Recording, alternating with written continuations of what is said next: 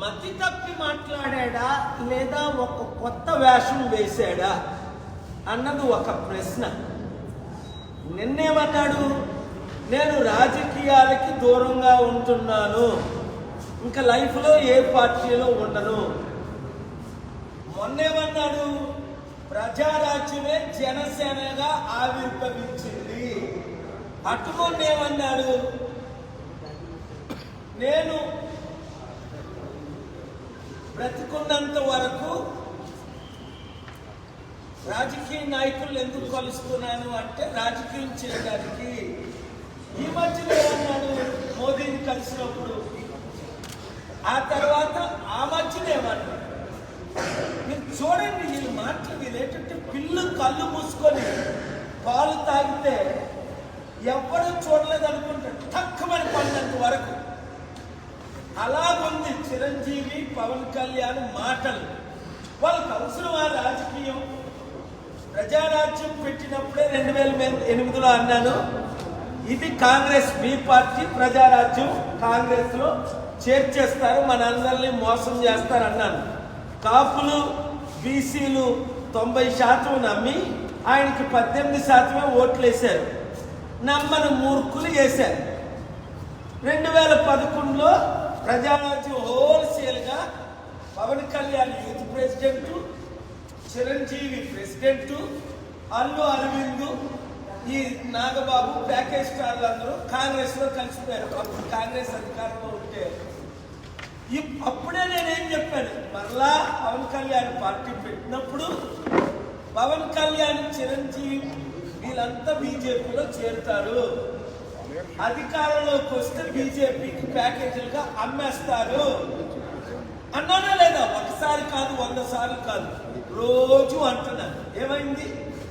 మాయావతి కాళ్ళ మీద విశాఖపట్నంలో పవన్ కళ్యాణ్ పడినప్పుడే, మోదీని తిట్టినప్పుడే మా చంద్రబాబు నాయుడు గారు ఎలా నమ్మారో అది నాకు విచారం ఉంది.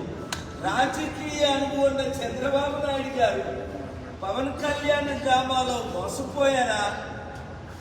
కొడుక్కి మోసం చేసి, లేదా మరలా మిమ్మల్ని జైల్లో పెడతామని జడిపిస్తే ఆయన పవన్ కళ్యాణ్ చెప్పినట్టు దాసుడైపోయాడా? ఇది మాత్రం నాకు క్లారిటీ లేదు. చంద్రబాబు నాయుడు గారు వినండి ఒక మాట, పవన్ కళ్యాణ్ 2019లో మిమ్మల్ని ఘోరంగా తిట్టి CPI, CPM, BSP, JD Lakshminarayana 5గురితో పార్టీ పెట్టినప్పుడే 5-6% ఓట్లు వచ్చాయి. చిరంజీవి హోల్సేల్ గా 2011లో జాయిన్ అయినప్పుడే 2014లో 1% ఓట్లు రాలేదు. వాళ్ళకి ఓట్ బ్యాంక్ లేదని మీకు తెలీదా? ఏది ఏమైనా ఎన్టీఆర్ స్థాపించిన తెలుగుదేశం పార్టీకి ఎప్పుడూ కొంత ఓట్ బ్యాంక్ ఉంటూనే ఉంటుంది. మీరు సూపర్ 6 ఫెయిల్ అయినందుకు, మీరు జగన్ లక్షల కోట్లు అప్పు చేసినందుకు, నిరుద్యోగులందరూ, ఉద్యోగులందరూ, నీతున్న వారందరూ, తెలివైన వారు అందరూ, ముఖ్యంగా కమ్మ, కాపు, రెడ్డి, బీసీ, ఎస్సీలంతా కేఎఫ్ఆర్ని కోరుకుంటున్నారు. ఎందుకు? మీరందరూ ఫెయిల్ అయిపోయారు, నేను సక్సెస్ అయిపోయాను. ప్రపంచంలో అన్ని విషయాల్లో సక్సెస్ అయ్యాను. ఇండియాలో అద్భుతంగా స్టీల్ ప్లాంట్నే మోదీని అమ్ముకుంటా 5 ఆటలు తెచ్చాను. మరలా హైడ్రా డ్రామా మొదలెట్టాడు రేవంత్ రెడ్డి. ఆ హైడ్రా డ్రామాని రేపు నేను హైదరాబాద్ వెళ్ళి మరలా ఆపుతా, జైల్లో పెడతా. ఎందుకు? చట్టానికి చంద్రబాబు నాయుడునే జైల్లో పెట్టినప్పుడు, ఇప్పుడున్న హోమ్ మినిస్టర్ అమిత్ షానే 18 నెలలు జైల్లో పెట్టినప్పుడు, జగన్నే 18 నెలలు జైల్లో పెట్టినప్పుడు, వీళ్ళు ఈ రేవంత్ రెడ్డి ఎంత, ఈ పవన్ కళ్యాణ్ ఎంత? చట్టానికి అందరూ లోపడవలసిందే.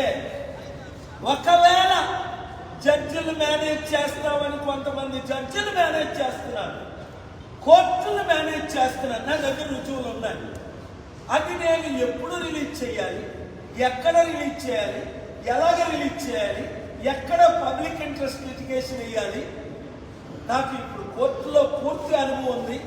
పబ్లిక్ ఇంట్రెస్ట్ లిటిగేషన్, రెండోది రిట్ పిటిషన్లు, లాయర్లు మిమ్మల్ని మోసం చేస్తున్న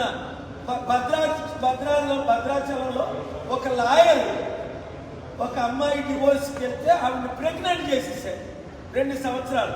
ఆ లాయర్ మీద నేను కేసేస్తా, మిమ్మల్ని అందరినీ ట్రైనింగ్ ఇస్తా, మీరు కేసులు ఎలాగేయాలి, ఎలాగ వాదించాలి, మీరే party in person law degree లేకపోయినా మీరు ఏ విధంగా న్యాయం మీ తరపుని మీరు పోరాడి సంపాదించుకోగలరు.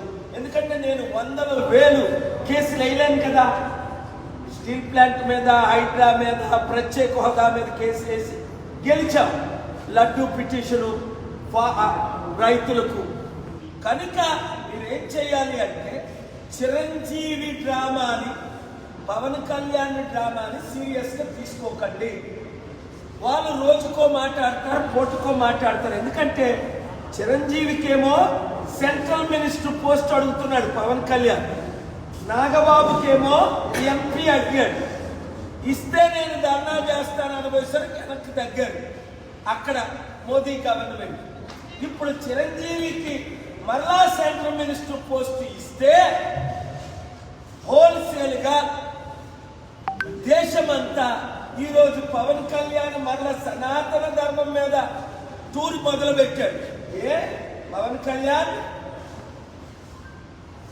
నువ్వు సనాతన ధర్మం టూర్ చేసే ముందు ఒకటి ఆలోచించు. పైన దేవుడు ఉన్నాడు, దేవుడి తీర్పు నీ మీదకి వస్తుంది. నీ భార్య ఇంట్లో ఏడుస్తుంది, ఆవిడ నువ్వు ఫోర్స్ చేసి రిలీజియస్ కన్వర్షన్ చేయించొద్దు. ఆవిడ క్రిస్టియన్, నువ్వు బాప్తిజం తీసుకున్నావు, నీ పిల్లలు క్రిస్టియన్. ఓకే, నేను ఎవరిని మతం మార్చను. మరి నువ్వే కదా మతం మార్చుకున్నావు, నువ్వే కదా బాప్తిజం తీసుకున్నావు జోర్డన్లో. మరలా నువ్వు ఎప్పుడు హిందువు అయ్యావు? సరికదా. సౌత్ ఇండియా అంతా తిరుగుతానంటే నీకు ఎవరు, నీ మాట ఎవడేంటాడు? ఒక ఉప ముఖ్యమంత్రిగా ఏదో ప్రోటోకాల్ ఇచ్చి బీజేపీ నాయకుడికి ఇంకొకటి దొరకలేదు కనుక ఆ శర్మిలాని కలమన్నారు. శర్మిలా నో అన్నారు. 100 మంది నాయకులు కలమన్నారు. బీజేపీకి ఎవడు కలుస్తాడు?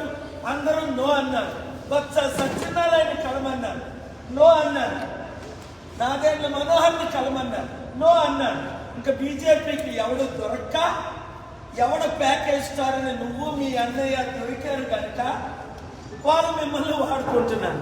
చంద్రబాబు నాయుడు గారు కొంచెమైనా తెలివితేటలుంటే అతి త్వరలో ఆయన మిమ్మల్ని వదిలి తిట్టేక ముందే కమ్మాలీడర్స్ అందరూ వినండి, మీరు తెలివైన ప్రపంచంలో 2 కులాలు మహా తెలివితేటలు దేవుడు ఎదికించాడు. ఒకటి కమ్మా కమ్యూనిటీకి లక్షల మంది చౌదరీస్ ఉన్నారు అమెరికాలో, నేను ఎంతో హెల్ప్ చేశాను. 2 యూదులకు, ఇక్కడ కమ్మాస్ ఉన్నది 3%, కానీ 40 సంవత్సరాలు రాష్ట్రాన్ని దేశాన్ని వెళ్తున్నారు.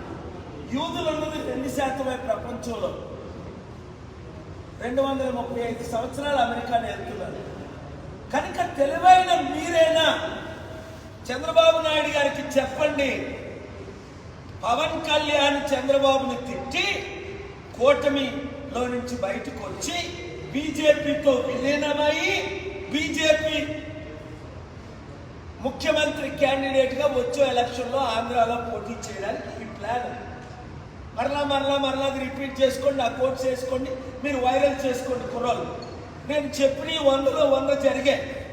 అది జరగక ముందే 7569441275 2 తెలుగు రాష్ట్రాల్లో సర్పంచ్లు గ్రూపులు పెట్టండి, ఎమ్మెల్యేలు గ్రూపులు పెట్టండి, ఎడ్యుకేటెడ్ గ్రూపులు పెట్టండి. చెప్పినట్టు చేయండి మూర్ఖులారా. నేను చెప్పినట్టు చేస్తే మీ కుటుంబం బాగుపడుతుంది, మీ గ్రామం బాగుపడుతుంది, మీ పట్టణం బాగుపడుతుంది, మీరు బాగుపడతారు. లేదా సర్వనాశనం అయిపోతారు. ఇంకవలేదా? ఈ 2 తెలుగు రాష్ట్రాల్లో నిరుద్యోగులు సమస్య అన్ని కోట్ల మంది, ఇప్పుడు 1,60,00,000 మంది 2 తెలుగు రాష్ట్రాలు నిరుద్యోగులు. సూపర్ 6 ఇక్కడ ఫెయిల్, సూపర్ 6 అక్కడ ఫెయిల్. లక్షల కోట్లు అప్పు తీర్చలేని పరిస్థితి, వడ్డీ కట్టలేని పరిస్థితి. ముందే చెప్పాను, చంద్రబాబు నాయుడు గారు చేతులు ఎత్తేస్తారు. రేవంత్ రెడ్డి అయితే మోసగాడు,